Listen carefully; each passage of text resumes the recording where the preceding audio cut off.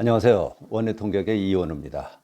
드디어 이제 통계 분석 기법이라고 할까요? 어떤 특수한 목적을 가지고 자료를 분석할 때 우선 오늘 시작할 거는 분류형 자료 분석, 범주형 자료에 대한 분석이다라고 부르기도 합니다. 그리고 분산 분석, 회계 분석, 중요한 세 가지 기본적인 분석 기법, 분석 방법에 대해서 강의를 하고자 합니다. 한 5분 동안 잠깐 또 강조를 하자면 표본 이론 우리 배웠고요. 표본에서 이제 중요한 거는 확률 변수로 표본을 표시하고 이해할 수 있어야 된다. 그래서 거기서 통계량이라는 것이 나온다라는 이야기를 했고요. 중심 극한 정리를 이야기했죠. 표본 평균에 대한 분포를 정리한 정리인데 그로부터 많은 것들이 나옵니다. 그래서 평균에 대한 신뢰구간 추정으로 그 부분이 연결이 되고 또 평균에 대한 가설 검증으로 연결이 됐습니다. 기타 이제 비율에 대한 거, 분산에 대한 거 이런 것들도 신뢰구간 추정과 가설 검증에서 다뤘고요. 서로 독립인 두 개 집단이 있을 때 어떻게 하나 뭐 이런 것까지 다루었는데 가장 기본적인 거는 평균에 대한 이야기입니다. 평균에 대한 또 평균에 대한 것이 뭐 제일 중요하죠. 우리가 알고 싶은 게 평균일 경우가 많기 때문에 이제부터는 이제 평균 이외의 분석 기법들은 평균 이외의 다른 것들, 특수한 목적에 대해서 어떻게 분석하는가를 다루게 됩니다. 아무튼 지난번에 표본 이론, 신뢰 구간 추정, 또 가설 검증 이것들이 베이스가 돼서 앞으로 각 통계 분석 기법에 대한 이야기가 진행된다라는 것을 아시면 되겠습니다. 자, 그러면 다항 분포, 분류된 자료, 범주형 자료라고도 하는데 범주 좀 어렵죠. 보통 우리가 쓰지 않는 말이기 때문에 분류된 자료, categorized 자료라고도 부릅니다. 뭐 여기 잠깐 써놨네요. 카테고리 중에 분류되어 있는 카테고리 중에 어디에 속하는가를 조사한 자료를 분류된 자료, 범주형 자료라고 부릅니다. 이것이 이제 상당히 다양하게 쓰일 수 있는 것은 연속적인 자료를 연속적인 자료에 대해서 좀 간단하게 분류를 해서 분석을 할 수 있을까 없을까 뭐 이런 경우에요. 연령에 대한 자료 몇 살입니까? 물어봤을 때 연령에 대한 자료는 연속적인 자료예요. 그렇죠? 연속적인 자료예요.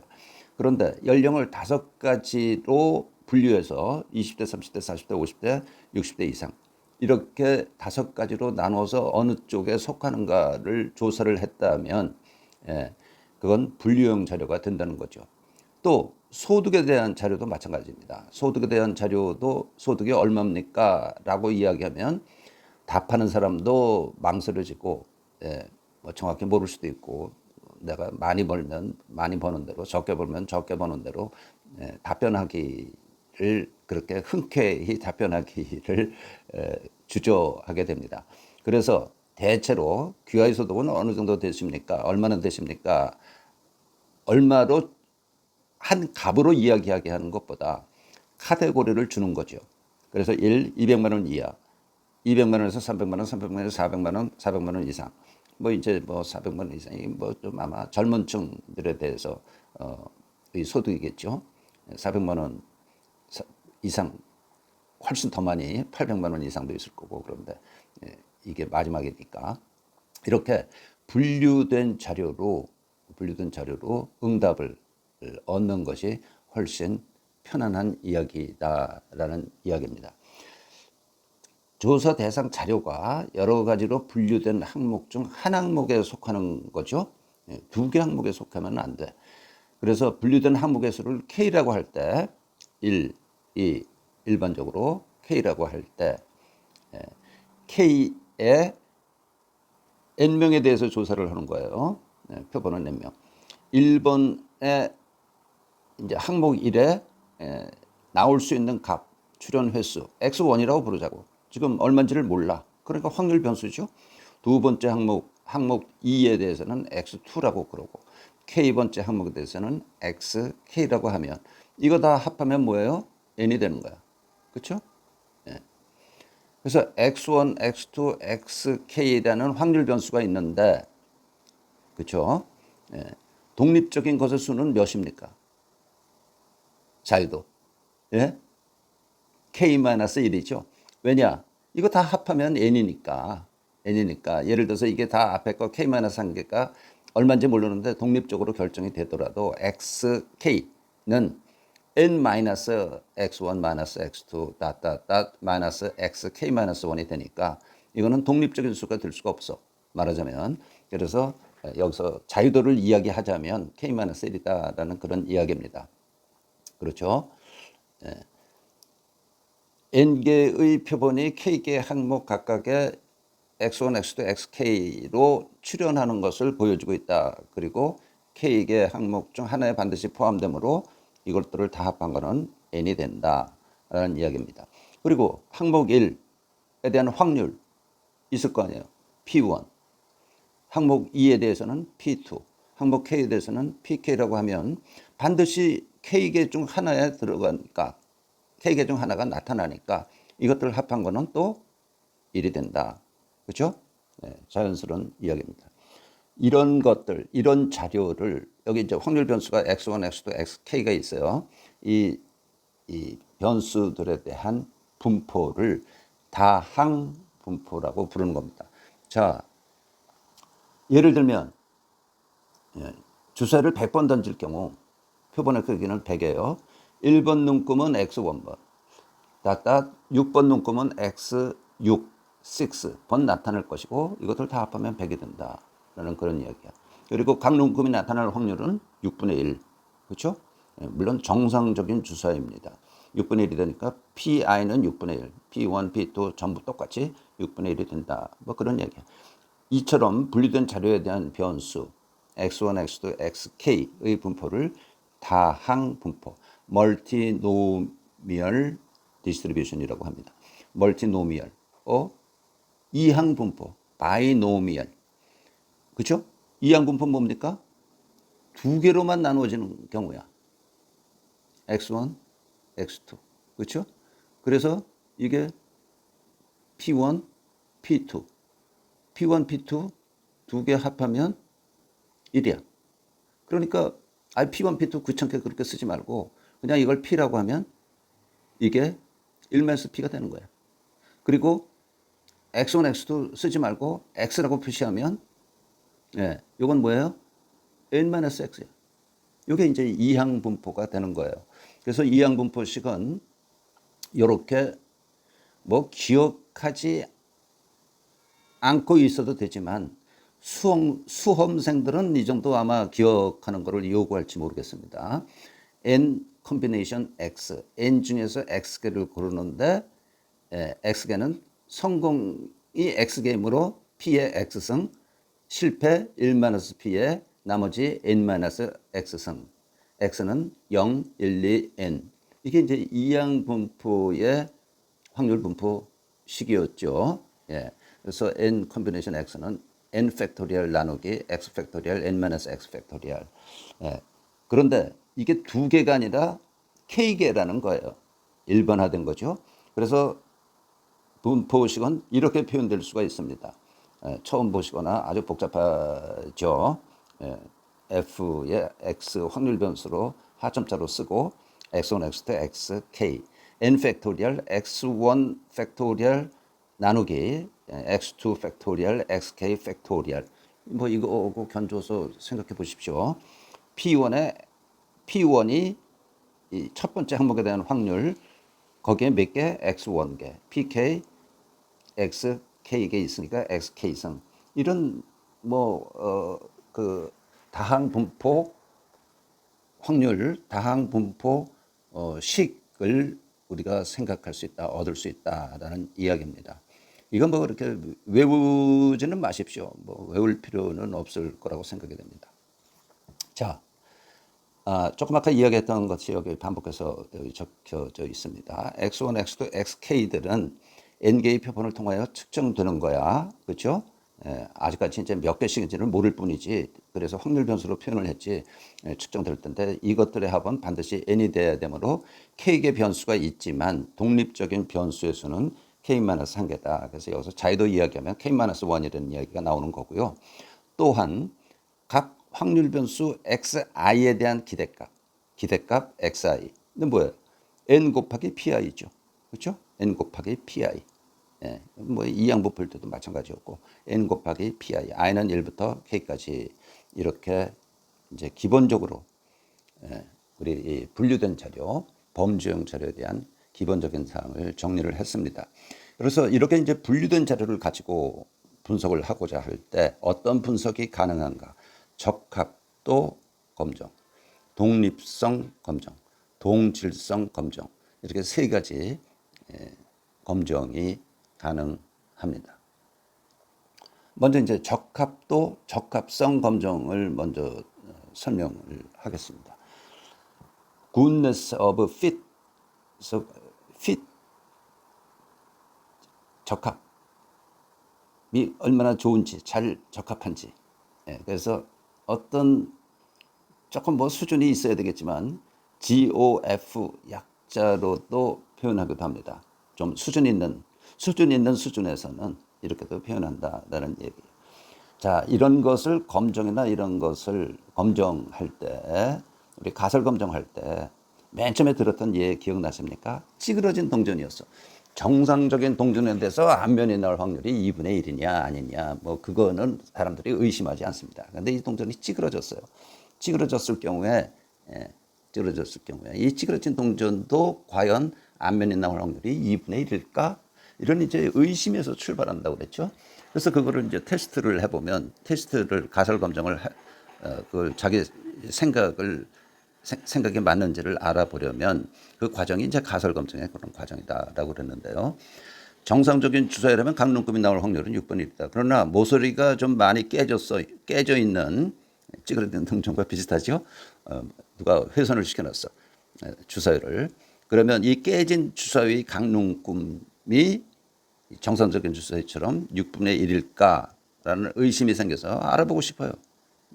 뭐 알아보고 싶지 않은 분들도 많이 있을는지 모르지만 적합도 검정에서 아주 유용하게 적합도 검정을 설명할 수 있는 예라고 생각이 됩니다. 각 주사위 H0 각 주사위 눈금은 나올 확률은 6분의 1이다. P1, P2, P6는 6분의 1이다. 여기서 찌그러진 동전도 H0 앞면이 나올 확률 0.5. 그래서 뭐예요? 일단 의심이 되는 내용, 알아보고 싶은 내용 이런 것들이 대립가설에 들어간다고 그랬어요. 그렇죠? 귀무가설은 기존에 알고 있었던 내용 그런 것들이라고 그랬고요. 그래서 이것과 뭐 비교해서 보시면 되겠습니다. 주사위 중 적어도 눈금 하나는 나올 확률이 6분의 1이 아니다. 하나가 깨져. PI, 어떤 I에 대해서 PI가 6분의 1이 아니다라고 그런다면 사실은 두 개의 P가 6분의 1이 아닌 게 되는 거예요. 그렇죠? 왜? 합이 1이 되어야 되기 때문에. 뭐 그건 어려운 얘기는 아닐 것 같고요. 자, 그래서 알아보고 싶어서 100번을 던지면 1번 눈금이 X1번, 6번 눈금이 X6번 나올 것이고 가설 검정은 뭐라고 그랬죠? 항상 H0가 옳다면 H0 참일 때 이야기를 해야 되기 때문에 기대도수는 각 눈금에 대한 기대값은 EI라고 표현하겠습니다. EI는 100 곱하기 6분의 1이야. 이만큼이 나오리라고 기대를 하는데 실제 얻게 되는 XI가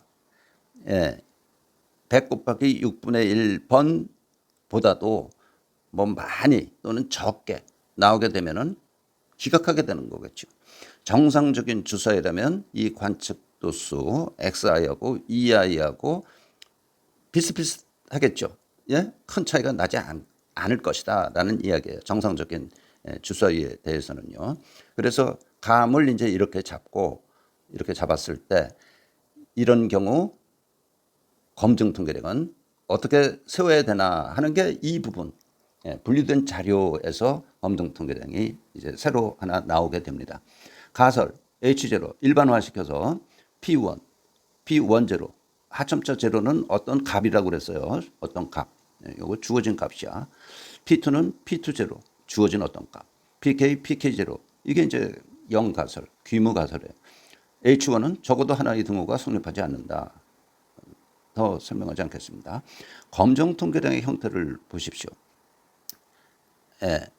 관찰 도수 xi 빼기 기대 도수를 제곱한 거를 기대 도수로 나눈 것을 합한 거야. N부터 K까지. 이거는 이제 표준화시키기 위한 것이다라고 생각을 하십시오. 그러니까 이 루트 2i 이 괄호 속에 집어넣으면 그게 이제 표준화된 거다라고 생각하시면 되는데 이 경우는 나중에 설명을 하겠지만 n의 표본의 수가 매우 커야 됩니다. 이런 분리된 자료를 가설 검증할 때는 표본의 크기가 뭐 100개 정도 갖고 좀 부족합니다. 30개는 턱없이 적은 거고요. 일반적으로. 여기서 xi는 관측도수, 관찰도수고 ei는 기대도수라고 그랬죠. 주어진 확률을 이용해서 ei는 이제 여기에 나와 있는 확률 값들을 이용해서 구할 수 있다. 즉 ei는 npi 제로이다라는 이야기입니다. 그래서 표본 크기가 충분히 클 때, 아주 클 때입니다. 사실은 매우 좀 상당히 클 때 검증 통계량 카이 제곱은 여기 써놨으니까 이제 카이 제곱 분포한다는 걸 아시겠죠? 그래서 카이 제곱이라는 분포를 하는데 자유도는 n- k-1입니다. 예? 자유도 k-1의 카이 스퀘어 분포를 따르게 된다. k-1입니다. 이거 k-. 예? 이렇게 해서 k자가 안 써지네요. 네, k-. 여기 자유도가 독립적인 것의 수가 k-1개라고 그랬어요. k를 합했지만 충분히 이 분리된 자료에 대한 가설 검증을 하려면 표본의 크기가 충분히 커야 되고 이거 사실 실제 현장에서 분리된 자료를 다룰 때 중요한 이야기여서요. 안 할 수가 없습니다. 기대도수 EI가 5보다 작은 항목의 수가 전체 항목 수는 K개 20%를 넘으면 그때 여러분이 한 이 검증 통계량을 이용을 해서 분석한 가설 검증의 결과를 그냥 사용하는 것은 좋지 않다. 부적절하다. 아시겠습니까? 일부 컴퓨터 프로그램은 본인이 컴퓨터 프로그램 자체가 이거를 계산해 보고 부적절하다라는 사인을 줍니다. 그러나 사용자 규약해서 쓰시려면 쓰시고 뭐 좀 다르게 바꾸려면 바꾸고 그렇게 하십시오. 아무튼 적절치 않습니다. 라는 워닝 경고를 해주는 컴퓨터 프로그램도 있습니다. 다시 한번요. 만일 EI가 5보다 작은 항목의 수가 20%를 넘는다면 어떻게 되나 그럼? 기대도수가 5보다 작은 항목들을 이웃 항목과 통합시켜 합해서 기대도수가 5보다 크도록 조정한 후에 이 검증 통계량을 이용해서 검증해야 된다. 이거를 어떤 제가 알기로는 뭐 수학적 배경이 딱 있는 거는 아닌 것 같은데 경험적으로 이게 지금 5보다 큰 게 20% 5보다 작은 게 20% 이런 기준을 세운 분이 크레머 시고 크레머 룰이라고 크레머 법칙이라고 부릅니다. 그러니까 분리된 자료를 가지고 분석하고자 할 때 주의해야 되는 부분이죠. 주의해야 되는 부분이 크레머 룰을 한번 생각해 봐야 된다라는 내용입니다. 자, 자동차 회사에서 5가지 색상으로 승용차 판매를 계획하고 색상 A는 30%, B는 15%, C는 10%, 25%, 20%의 비율로 하기로 하고 출시를 하려고 합니다. 그런데 이 A, B, C, D 이 5개 색상의 고객들의 선호 색상이 같은가? 그야말로 이제 30, 15, 10, 25, 20의 비율로 5가지 색상을 그렇게 나누어서 도색한 후에 차를 내보내려고 하는데, 그게 고객들이 영 원하는 색상의 분포가 아니라면 나중에 문제가 되는 거죠. 예. 예를 들어서 검정색 색상을 턱없이 40% 고객들은 더 좋아해, 그 차에 대해서. 그렇게 되면 이거 이제 검정색 원하는 고객 맞춰주기 위해서는 기다리십시오. 몇 달, 한 달, 2달 기다리십시오. 그러니 다른 차, 다른 회사 차 살래, 검정색으로. 그리고 고객을 놓칠 수 있으니까요. 그래서 이 계획 비율이 적합한가를 알아보고자 해서 250명을 대상으로 조사를 했습니다. A, B, C, D, E 색상에 대해서 250명을 조사해 보니까 A 색상 90명, B 색상 30명, 35명, 55명, 40명. 이거 다 합하면 물론 250명이죠. 그리고 H줄에 나와 있는 자기네들이 기획한 비율 30%, 15% 이렇게 이제 기대를 하는 거죠. 회사에서는 20%의 그런 비율로 기대를 했습니다. 이거 합은 당연히 1.0.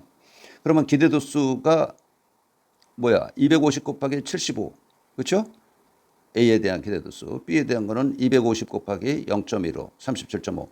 이렇게 이제 기대도 수들이 나오는데, 관찰도 수고 기대도 수의 값들이 당연히 똑같을 리는 없죠.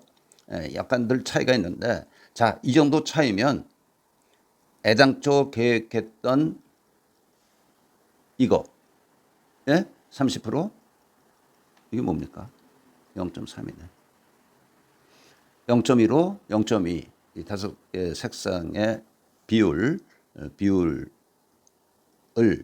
기각할 것인지 말 것인지 의사결정해야 된다는 거예요. 여기서 H0는 이것이 됩니다. 그렇죠? 그래서 검증 통계량은 관찰도수 빼기 기대도수, 제곱한 거를 기대도수로 나눈 것들을 다 더하는 거입니다. 그래서 이제 여기에 나와 있는 값들을 전부 다 대입한 거예요. 그러니까 11.4가 나왔어. 칼수격 값이 11.4가 나왔어요. 11.4는 어디 있냐 하면 자유도 4에서 요것과 요것 사이에 있어요. 근데 이쪽에 조금 더 붙어 있네요. 0.025에. 그래서 일단 정확한 값은 모르고 그냥 P 값은 0.01에서 0.025 사이에 있다. 그럼 뭐 작은 편이니까 H0를 기각하는 겁니다. 그렇죠? H0를 기각하게 된다.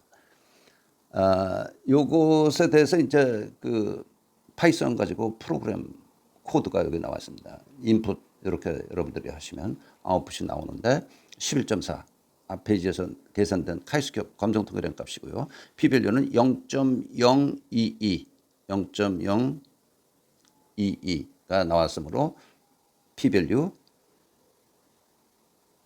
0.022 수준에서 H0 기가. 우리가 계획했던 그 선호색상 비율하고 고객들이 원하는 게 같지 않다라고 보고할 수밖에 없죠. 그래서 0.2 수준에서 H0를 기각한다 수준에서 유의적이다. 또 H1 내용을 뒷받침한다. 그런 식으로 표현하는 게 0.05보다 적기 때문에 뭐 기각한다라고 하는 것보다는 세련된 바람직한 표현이다라는 이야기입니다. 자,